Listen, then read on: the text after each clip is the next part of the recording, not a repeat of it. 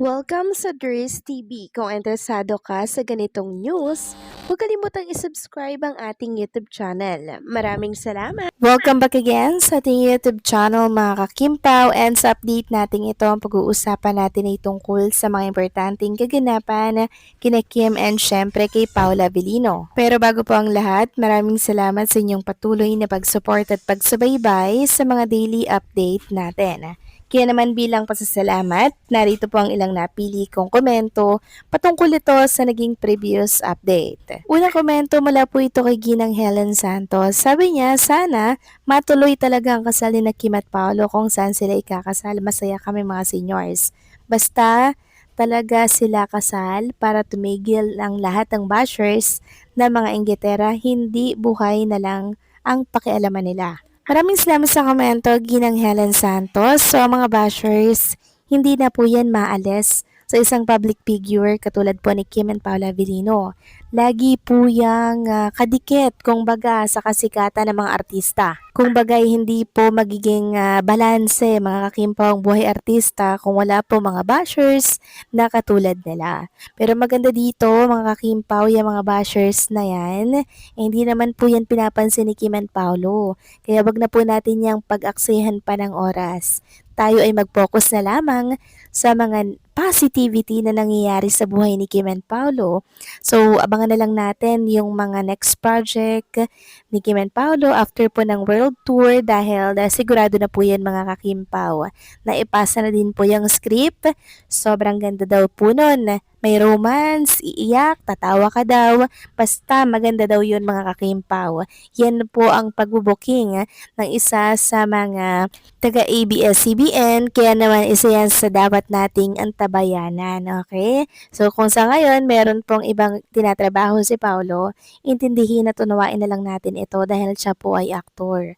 Siya po ay aktor na kung saan napubuhay mga kakimpaw sa pag-arte. 'Di ba? Kaya intindihin natin si Paolo. So maraming salamat sa komento, Ginang Helen Santos. God bless po and mabuhay kayo. Next comment naman mula po kay Ginang Norma Dayag.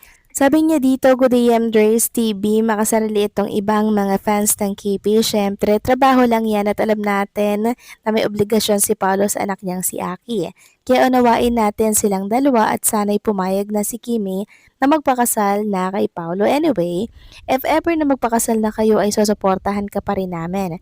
Don't worry Kimi, full support kami sa inyong dalawa. If ever you break the history of movie world, that the couple married still very popular and loved by all people in all walks of life.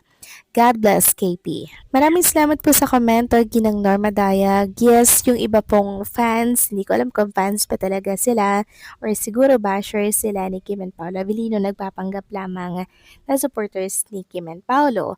Diba? Kasi kung totoong fans sila ni Kim and Paolo, mauunawaan po natin yung ginagawang project ni Paolo eh.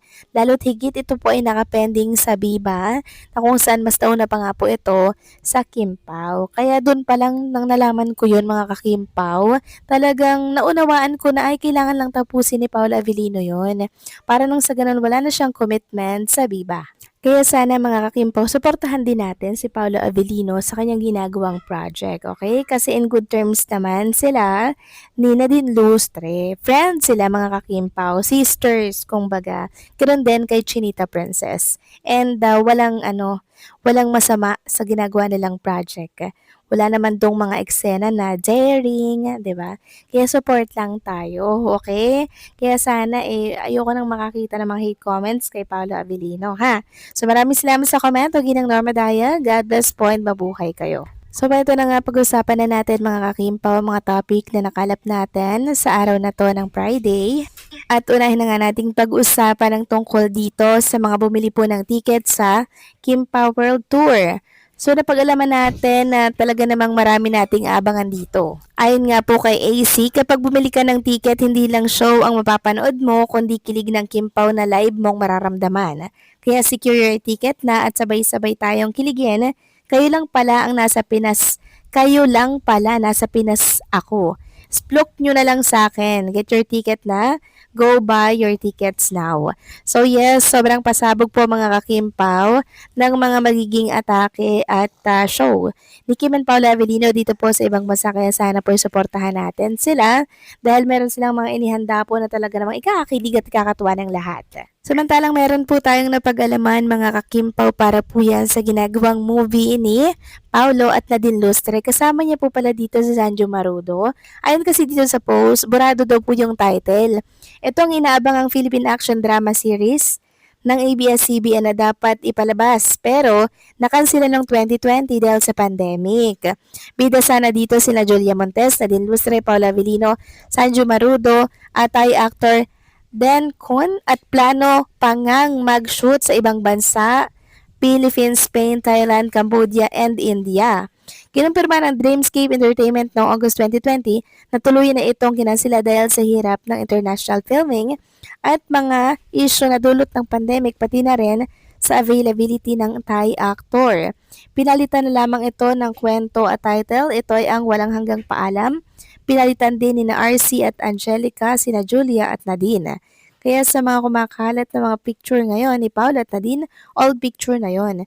If ever man matutuloy ang taping, support pa din natin si Paolo kasi trabaho lang naman yon. Pero pag iba na ang love team niya, #Kimpaw pa din ako. So napalitan na po pala yung title mga kakimpaw ng gagawing series ni Paulo and Nadine Lustre. Well, abangan na lang natin mga kakimpaw kung ano ba ang magiging takbo ng istorya nito. Samantalang next topic naman tayo, pag-usapan naman natin itong video nga po na pinost account ni Paula Avellino kahapon, yung nagjo-jogging po dito po sa France. Napansin kasi ng mga Kimpaw fans, usapan na din ito sa XA, na meron daw mga emoji mga Kimpaw na signature ni Chinita Princess. Ibig daw bang sabihin nito, si Kim Chu ang nag-upload nito sa account ni Paulo na sinend lamang kay Chinita Princess. So meaning parte pala ito ng update ni Paulo kay Kim Chu, pero si Kim in-upload naman sa Instagram account ni Paulo. Ayun nga po kay Ma'am Ardin Casis, good evening mistress, may napansin lang ako sa post ni Paulo. May emoji na nakalagay, di ba hindi maglagay ng emoji si Paulo kapag may post? Isa lang naisip ko na mahilig maglagay ng emoji sa mga posts.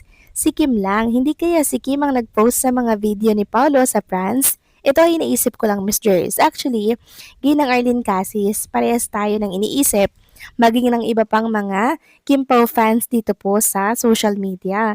Na baka nga daw si Kim Chu ang nag-post ng video na yon at pinasa lamang ni Paula Avellino kay Kim Chu. So meaning, updated talaga sa Chinita Princess. Every time nag-update si Paulo sa mga ginagawa niya kay Chinita Princess. How sweet mga kakimpaw ng long distance relationship nila, di ba?